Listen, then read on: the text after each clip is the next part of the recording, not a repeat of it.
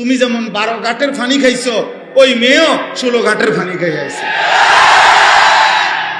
হ্যাঁ, তো কোরআনের ওয়াদা, আমি তো খোলামেলা বললাম। এটা কোরআন, সরাসরি আল্লাহর কোরআন বলছে। সূরা নূরের মধ্যে স্পষ্ট আছে, স্পষ্ট।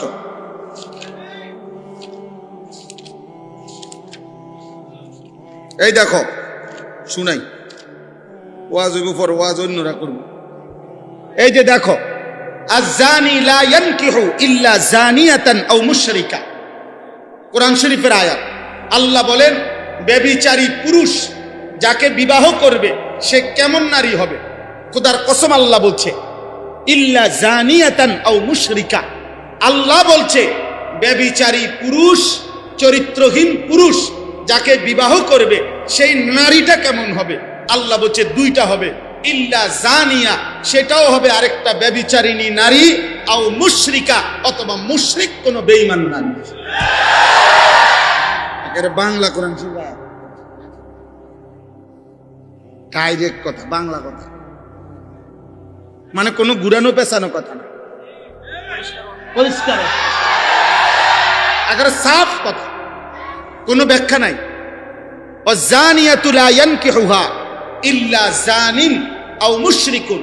এবার আল্লাহ পরের শব্দ বলছে, কোন ব্যভিচারিণী নারীকে, শোনো ভাই, মহিলারাও শোনেন, মা বোনরাও শোনেন, আমরা জানি অনেক মা বোন আপনারা আসছেন, আপনাদেরকে বলি, মুসলমানের কন্যা, মুসলমানের বোন, মুসলমানের অবিবাহিত মেয়ে, তোমাকেও বলি বোন, শোনো, তুমি বিবাহ বহির্ভূত কোন ছেলের সাথে কিংবা মোবাইলে কিংবা রাস্তায় কিংবা সহপাঠী হিসাব করে যেই কোনো পারপাসে যে নারী, যেই মেয়ে, যেই কন্যা বিবাহের পূর্বে কোনো হারাম সম্পর্ক করে থাকে, তো আল্লাহর ওয়াদা, কোনো ব্যভিচারিণী নারীকে বিবাহ করবে না কোনো পুরুষ। যেই পুরুষটাই বিবাহ করবে তার পরিচয় কি হবে? আল্লাহ বলেন, ইল্লা জানিন আও মুশরিকা, নিশ্চিত ওইটা কোন ব্যভিচারী পুরুষ হবে অথবা বেঈমান পুরুষ হবে। সুবহানাল্লাহ, মালিক স্পষ্ট ব্যাখ্যা দিয়েছে। ওয়া হুররিমা যালিকা, আরো রয়েছে, এরপরে আরেকটু শব্দ আছে, ওয়া হুররিমা যালিকা আলাল মুমিনিন। আল্লাহ তাআলা বলেন, ঈমানদার পুরুষ, ঈমানদার নারীর জন্য, ঈমানদার নারীর জন্য ব্যভিচারী পুরুষ, ঈমানদার পুরুষের জন্য ব্যভিচারী নারী, হুররিমা, হারাম করে দেওয়া হলো, হারাম করে দেওয়া হলো। এজন্য ব্যভিচারী পুরুষ তোর কপালে, ঈমানদার নারী জুটবে না। এ দেখো তোমরা, আব্বা মোবাইল দেখো, উলঙ্গ নর্তকী দেখো, রাতভর জিনার দৃশ্য দেখো, ব্যভিচার দেখো, অশ্লীল উলঙ্গ ছবি দেখো, ওরে নিয়েই কল্পনা করো আর ওয়েট করো, এমন একটা অসভ্য আশা করা যায় তোমার কপালে জুটবে। ওয়েট, অপেক্ষা, দেখো দেখো দেখো দেখো, দেখবা, সেদিন বুঝবা জীবন কত কষ্টের। মোবাইলের বেডি আর ঘরের বউ এক কথা না, রাস্তার নর্তকী আর ঘরের বেটি বিবি এক কথা না। বিবি যার 2 নম্বর, বিয়ার পরে যে বুঝতে পারছে তার স্ত্রী পরকীয়ায় আসক্ত, অন্য পুরুষের প্রতি লোভী, তার ঘর, তার জীবন, আল্লাহর কসম, জাহান্নামের টুকরা ছাড়া আর কিচ্ছু না বেটা। তোর বিল্ডিং আর তোরে সুখ দিবে না, তোর গার্মেন্টস আর তোরে সুখ দিবে না, তোর মেল আর তোরে সুখ দেবে না, তোর অর্থ তোকে আর সুখ দেবে না, তোর ক্ষমতা তোরে আর সুখ দেবে না, তোর জনবল তোরে আর সুখ দেবে না। ওই অসভ্য চরিত্রহীন নারী তোর জীবন জাহান্নাম বানাই দিবে।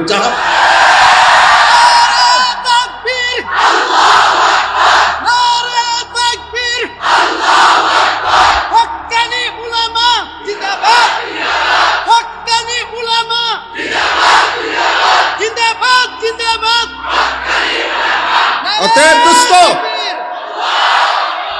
আমার আব্বা, আমি তোমাকে কলিজার থেকে বললাম, আমি কোন রকম বাহাবার জন্য বলছি না, আমি তোমার বিবেককে, আমি আখিরাতের কথা তো আছেই, আখিরাতের কষ্ট, জাহান্নাম, আব্বা সেটা তো আছেই, দুনিয়াও কষ্ট পাইবা। আমি ব্যক্তিগতভাবে শত শত যুবকের সাথে আমার সম্পর্ক আছে। আমি জানি, আমি ব্যক্তিগত হালাত শুনি। অসংখ্য যুবকের ভয়েস মেসেজ, লিখিত মেসেজ এবং লিখিত লেখা আমার কাছে আছে হোয়াটসঅ্যাপে। আমি শুনি ওর কান্না। জীবনটা বড় কষ্টের হবে। নষ্ট হইও না, নষ্ট হইও না। আল্লাহর এটা ওয়াদা। আল্লাহ বলছে, বান্দা আমি তোরে ছাড়বো না, আমি তোরে বেইজ্জতি করব, আমি তোকে অপমানিত করব।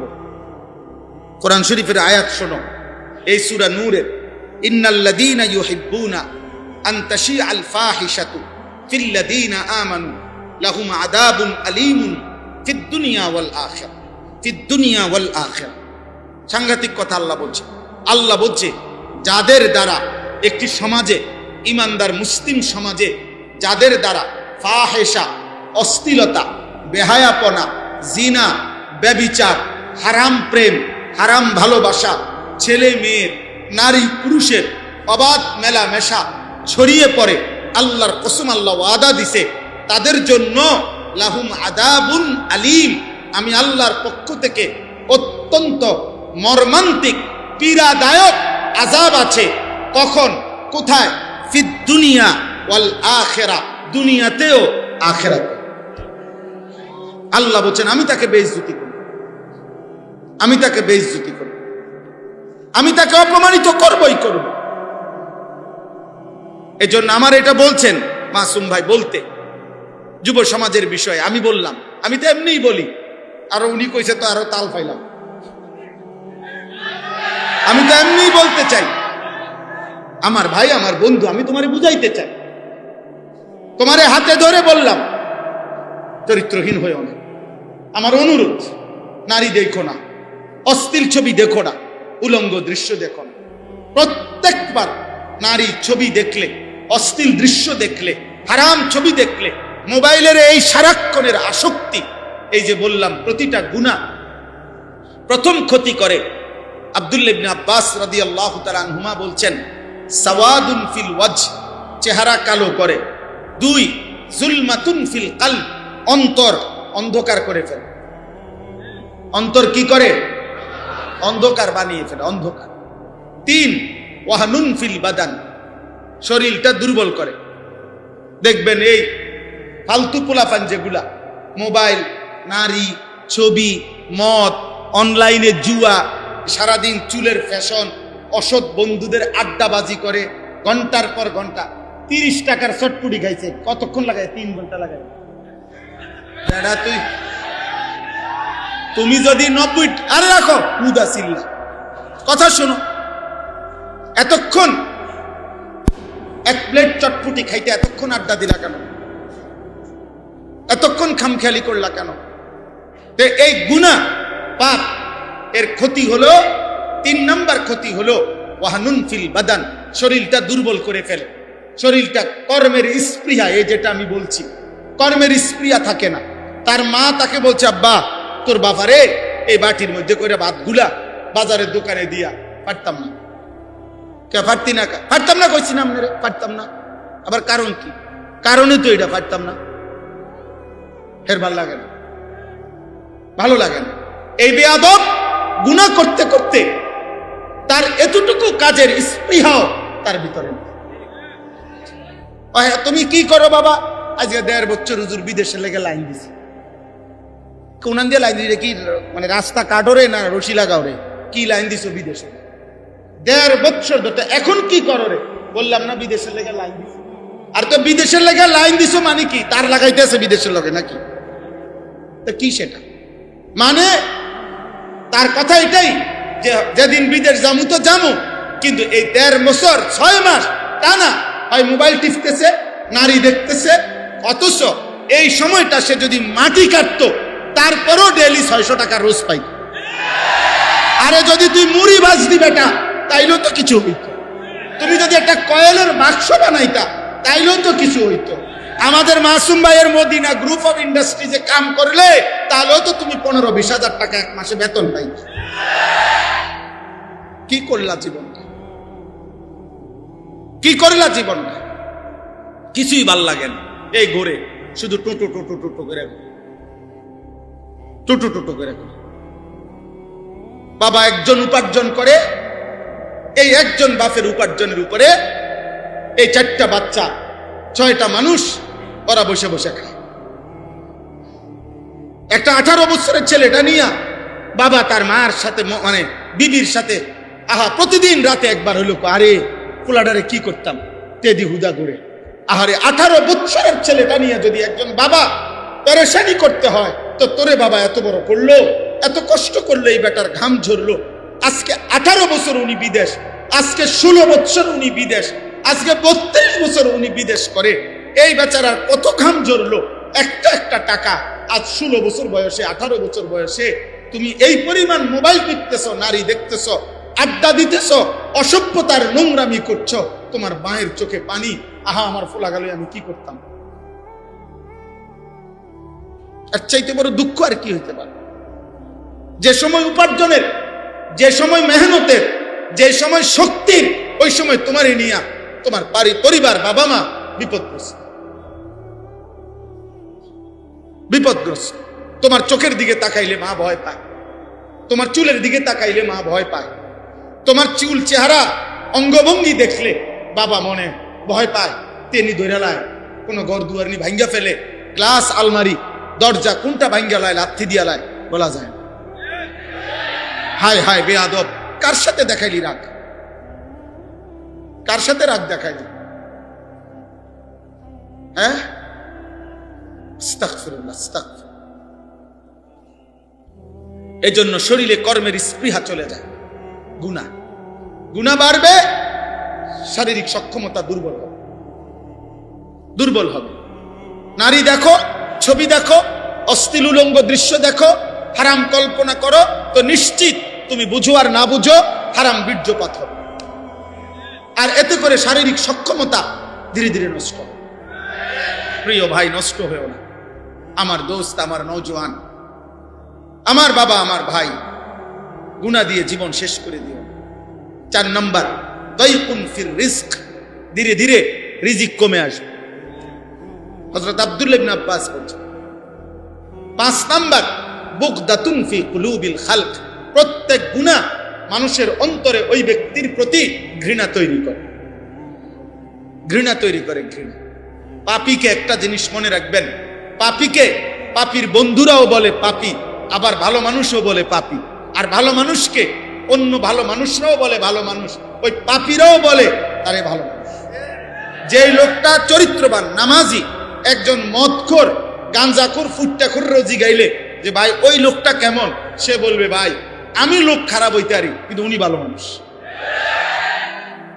আর যে একসাথে দুজনে বোতল খায়, মনে করেন তারা 2 জন বন্ধু, আজকে 5 বছর নেশা করে একসাথে, আজকে 5 বছর জুয়া খেলে একসাথে, এই 2 জনকে একজনকে আলাদা করে তারে জিজ্ঞাসা করেন শুধু, এই যে তোর সাথে চলে বয়, তারে তোমার দৃষ্টিতে কেমন, এ কেমন?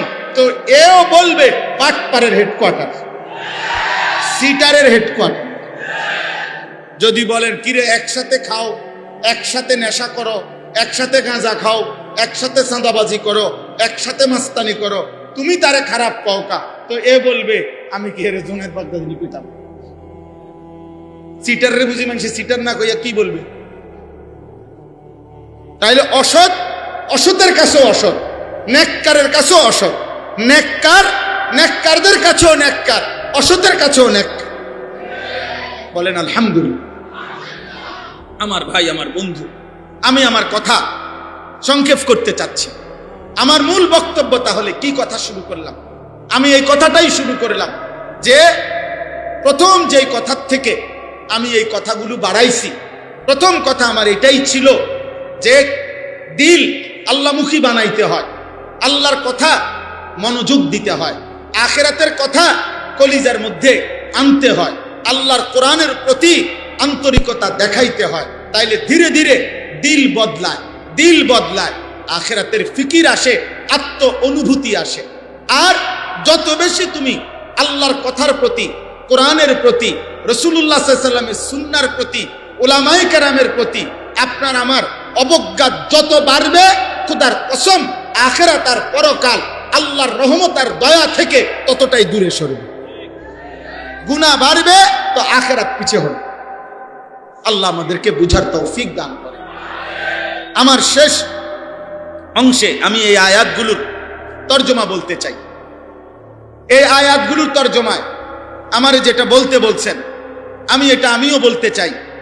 অসংখ্য অগণিত কারণে যুব সমাজের চারিত্রিক ধ্বংস, অধপতন হয়। মদ, জুয়া, সুদ, কিস্তি, নারী, ছবি, জিনা, ব্যভিচার, হারাম প্রেম, হারাম সম্পর্ক, ছেলে ছেলে হারাম অসৎ সমকামিতা, ছেলে মেয়ের অবৈধ একাকিত্বের যেই কোনো আচরণ, এই সব কিছু অত্যধিক অবসর কাটানো, বিনোদনের একাধিক মাধ্যমে নিজে যাওয়া, গান, বাদ্য, অশ্লীলতা, বেহায়াপনা, এই সব কিছুতে নওজোয়ান ধ্বংস হয়, চারিত্রিক অধপতন হয়।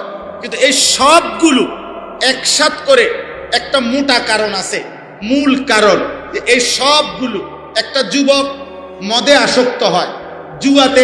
আজকে লাখ লাখ মুসলমান ছেলে যাদের বড় মোবাইল আছে, এরকম লক্ষ লক্ষ ছেলে আছে, প্রতিদিন অনলাইনে, বাবা মা জানেও না।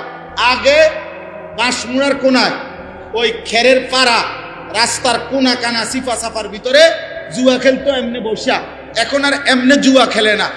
অসংখ্য যুবক প্রতিদিন নিজেদের বড় মোবাইল দিয়ে অনলাইনে লক্ষ লক্ষ কোটি কোটি টাকার জুয়া খেলতেছে। অনলাইন জুয়ারি বর্তমানে বাস্তবিক প্রকাশ্য জুয়ারি চাইতে মোবাইল জুয়ারি বেশি, অনলাইন জুয়ারি বেশি। হ্যাঁ, কত বড় নাফরমান, কত বড় বোকা, কত বড় আহাম্মক খেলে। কোথাকার কোন খেলোয়াড়, কোন বেঈমান খেলোয়াড় এই বলে ছক্কা দিবে কিনা, এই বলে আপনার 6 মারবে কিনা, এই বলে গোল হবে কিনা, তো এটার জন্য এখানে বৈশা ও জুয়া বাজি ধরে। এটার কারণে সে লাখ লাখ টাকা বিলায় দিচ্ছে। ওই বেঈমান খেলোয়াড় জানেও না, চিনেও না, আর চিনলেও তোর দিকে ফিরা থুতুও মারবে না বেটা, থুতুও মারবে। একটা ছেলে বেটা তোদের যাদের চুল কোন বেঈমান খেলোয়াড়ের মতো, কোন বেঈমান নায়কের মতো, তুই যা বেটা তার কাছে যা। আজকে 10 বছর আমি আপনার মতো আমি সেজেছি, আপনারকে আমি শয়নে স্বপনে ভাবি, তো তারপরে তার কাছে গেলে যে আপনার জন্য আমি জীবন যৌবন শেষ করছি, আপনি আমাকে একটু ভালোবাসেন, বরণ করে নেন, আপনি মাথা তুললে আমার একটু নাচেন, ওই তোমার দিকে থুতুও মারবে না, ও তোমারে চিনবেও না। বেঈমান চিনে না আমাদেরকে। বেঈমান খোদার কসম আব্বা, চুল রাখো আর না রাখো, বেঈমানের মতো সাজো আর না সাজো, সেজদা দেও আর না দেও, আল্লাহর কসম রে আব্বা, শুধু যদি মুসলমান পরিচয় এতটুকু জানে, তোমার পাসপোর্টে লেখা আছে তুমি মুসলমান, তোমার আইডি কার্ডে লেখা আছে তুমি মুসলমান, তোমার জন্ম নিবন্ধন সনদে লেখা আছে তুমি মুসলমান। এবার ইসলাম তুমি মানো আর নাই মানো, কোরআন সুন্নাহ চর্চা করো আর নাই করো, তোমার চুল, চেহারা, লেবাস, পোশাকে ইসলামের চিহ্ন থাকুক বা না থাকুক, আচরণে, উচ্চারণে আল্লাহর বিধান তোমার মধ্যে থাকুক আর না থাকুক, আল্লাহর কসম পৃথিবীর তাবৎ বেঈমান, এই ইহুদি, এই খ্রিস্টান, এই হিন্দু, এই বৌদ্ধ, এই নাস্তিক, এই মুরতাদ, ইউরোপের ওই বেঈমানরা যেই কোনোদিন সুযোগ পাইলে 1 সেকেন্ড তোমার বুকে গুলিবিদ্ধ করতে ওরা দেরি করবে না। আল্লাহ কসম, সেদিন বলবে না যে ওর চুল দেখতে মনে হয় আমাদের মতো, ওরে ছেড়ে দে, না না, বলবে না কথা যে ও যদিও মুসলমান কিন্তু ও যেহেতু খারাইয়া মতে, ওরে ছেড়ে দে, ও আমগো দলভুক্ত। বলবেন না, গুলি কর, মার, গুলি মার। আহা, তাইলে বেঈমান তো ছাড়বে না বাপ, দুশ্মন তো ছাড়বে না আব্বা। আমাদের আল্লাহই আমাদের সহায়, আমাদের আল্লাহই আমাদের নিরাপত্তা। আমাদের রাসূল সাল্লাল্লাহু আলাইহি সাল্লাম তিনি 23 বছর টানা আমাদের জন্য চোখের পানি ফেলে কাঁদছেন, আর কেউ কাঁদে নাই।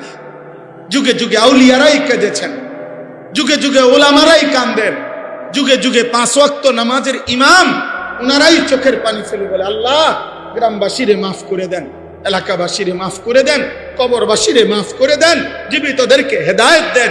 এই দোয়া এই চোখের পানি, এই কান্না প্রত্যেক যুগে নবী করেছে, সাহাবারা করেছে, আউলিয়ারা করেছে, ওলামারা করেছে, আজও কাঁদে তোমাদের জন্য বাপ।